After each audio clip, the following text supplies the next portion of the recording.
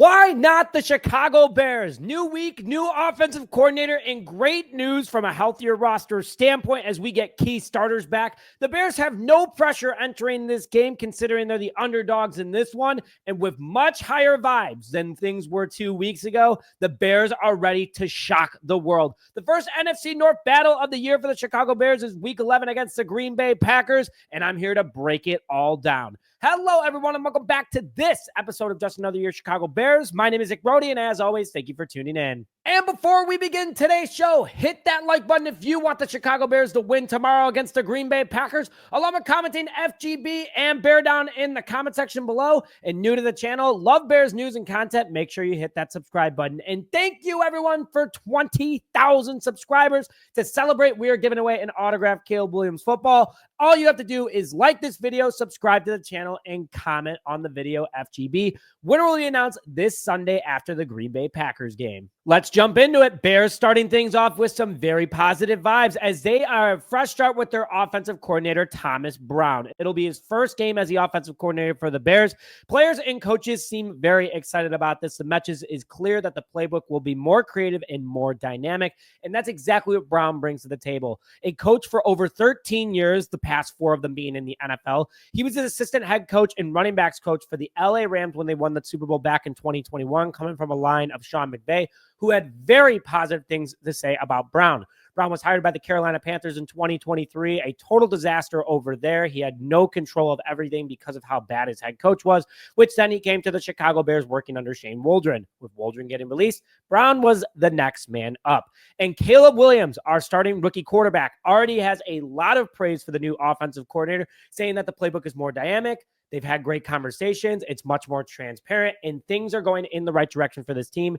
DJ Moore and Cole Kmet also came out to the media and said how excited they are for this upcoming Sunday against Green Bay because they feel like things are going to get going in the right direction. Now, shall we go into the Chicago Bears versus Green Bay Packers comparison? I think so. The Bears are 4-5 on a 3-game losing streak, and all streaks must come to an end and new streaks must start. There are still 8 games left in the season, folks. Tons of football left, and the Packers at 6-3, won 4 of their last 5, but coming off a bad loss to the Detroit Lions before their bye week 2 weeks ago. So Green Bay is in an interesting position because they're also missing some key starters for this upcoming game.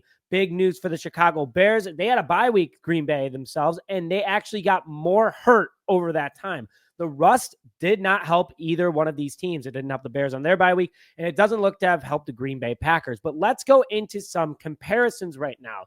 The Bears offense versus the Packers defense. Packers defense dominates this one. They are 12th in total yards allowed, 15th in passing yards allowed, so it could be a good day, and also some big injuries to their secondary I'll get into in a little bit. But rushing yards allowed, 10th, and points allowed, 11th.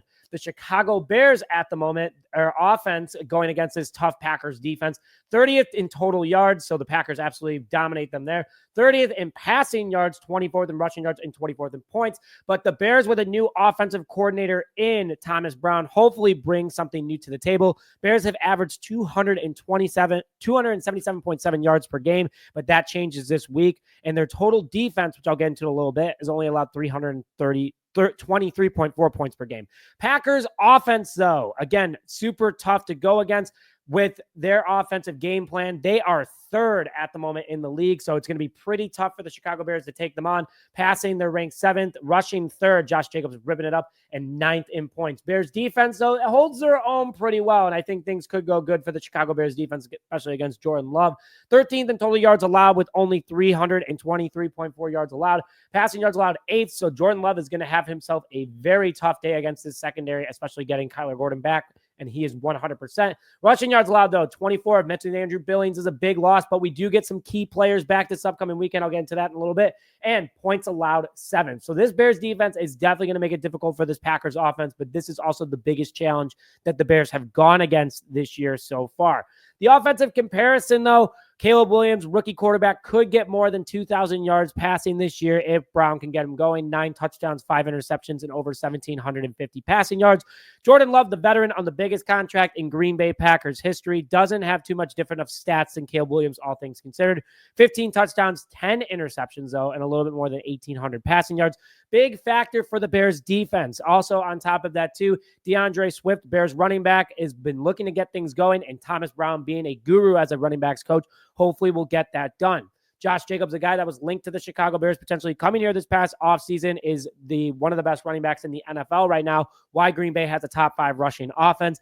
Bears defenders are going to have to leave someone back in the zone in order to stop Josh Jacobs up the middle. Maybe Tremaine Edmonds just literally chill in the middle, my man. Put Jack Sanborn out there. Maybe take Kyler Gordon down, play with a 3-linebacker set. The Bears have a lot of big factors coming up this weekend.